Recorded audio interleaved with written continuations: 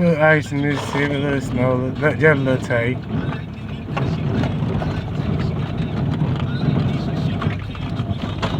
Yeah, people shook though, people scared driving, you know what I'm talking about? I don't blame them though, they ain't experienced it. I'm a little bit experienced, I ain't gonna lie. I ain't saying I'm expert, but yeah, I am. You know.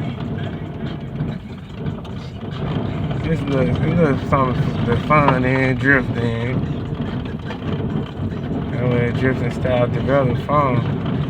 You gotta be careful going down here though. I'm gonna decrease my acceleration a little taste. You don't wanna jump on your brakes fast. Cause they're gonna cause you to skid. You easily accelerate down these hills like this. Something simple. You know how to do it all.